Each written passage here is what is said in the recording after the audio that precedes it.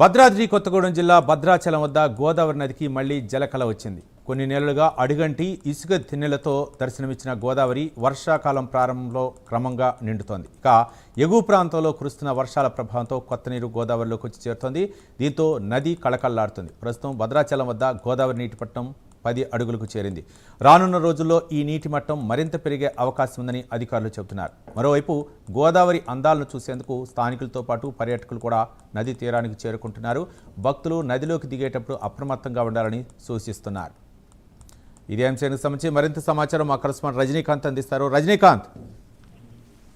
రవి, భద్రాద్రి కొత్తగూడెం జిల్లా భద్రాచలం మీదుగా ప్రవహించే గోదావరి నదికి కొత్తగా జలకళ సంతరించుకుందని చెప్పవచ్చు. గడిచిన 4 నెలలుగా అంటే మార్చి నెలతో పాటుగా మార్చి, ఏప్రిల్, మే, జూన్ వరకు కూడా జూన్ మాసం మొత్తం వరకు కూడా ఇసుక తిన్నెలతో దర్శనమిచ్చిన భద్రాచలం గోదావరి తీర ప్రాంతం కాస్త ఇటు కోనవరం నుంచి దాదాపు కోనవరం కింది వరకు ఇటు పైన ఎగువన చెర్ల, దుమ్ముగూడెం ప్రాంతం నుంచి కూడా మొత్తం ఇసుక తిన్నెలతో భద్రాచలం పట్టణంతో పాటుగా మొత్తం కూడా గోదావరి తీరం మొత్తం కూడా నిన్న మొన్నటి వరకు కూడా ఇసుక తిన్నెలతో దర్శనమిచ్చిన గోదావరి కాస్త ఎగువన కురిసిన భారీ వర్షాల కారణంగా అంటే కాళేశ్వరం వైపు కురుస్తున్న భారీ వర్షాలు, అటు ఛత్తీస్గఢ్ లో కురుస్తున్న వర్షాలు, దాంతో పాటుగా ఇటు తాలిపేరు ప్రాజెక్ట్ నుంచి కొంత వరద వస్తుంది. దాంతో పాటుగా ఇటు ఎగువన కరీంనగర్ జిల్లాలో, దాంతో పాటు పైన మహారాష్ట్రలో కురిసిన భారీ వర్షాల కారణంగా గోదావరికి కొత్తగా భద్రాచలం వద్ద ఈ రోజు ఉదయం 10 గంటల ప్రాంతంలో 10 అడుగుల మేర మాత్రం గోదావరి ప్రవాహం నమోదైందని చెప్పవచ్చు.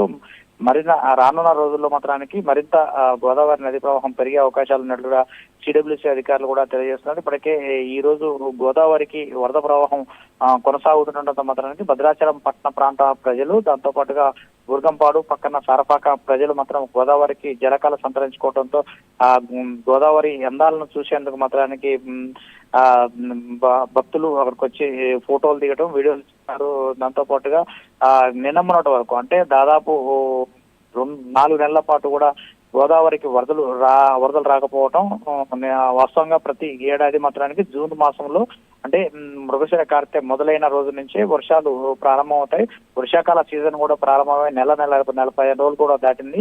ఇప్పటికీ ఒక 45 రోజుల తేడాతో గోదావరికి వరద రావడంతో ఒకసారిగా అక్కడున్న భక్తులు కావచ్చు, ఇక్కడ చూడడానికి సందర్శకులు కూడా భారీగా బారులు తిరుగుతున్నారు. మరోపక్క సిడబ్ల్యూసీ అధికారులు, దాంతోపాటు పోలీసు, రెవెన్యూ అధికారులు కూడా లోతట్టు ప్రాంతం వైపు గోదావరిలో లోతట్టు ప్రాంతానికి కూడా వెళ్ళవద్దు అంటూ మాత్రం భక్తులకు కూడా ఆంక్షలు కూడా విధిస్తున్న పరిస్థితి అయితే కనపడుతుంది. తాజాగా ఛత్తీస్గఢ్ ప్రాంతంలో ఉప్పొంగుతున్న వరదలు, దాంతో పాటు ఇటు ఎగువలో కురుస్తున్న భారీ వర్షాల కారణంగానే భద్రాచలం ప్రాంతం మొత్తం భద్రాచలం గోదావరి వరద జలకాలను సంతరిస్తుందని చెప్పొచ్చు. భద్రాచలం ప్రాంతం అంటే భద్రాద్రి కొత్తగూడెం జిల్లాలో వర్షపాతం కూడా ఈ ఏడాది గత నెలలతో పాటు ఈ నెల మొదటి వారంలో కూడా పూర్తిగా కురవాల్సిన వర్షపాతం కంటే లోటు వర్షపాతం నమోదైందంటూ మాత్రానికి వ్యవసాయ శాఖ అధికారులు కూడా తెలియజేస్తున్న పరిస్థితి కనపడుతుంది.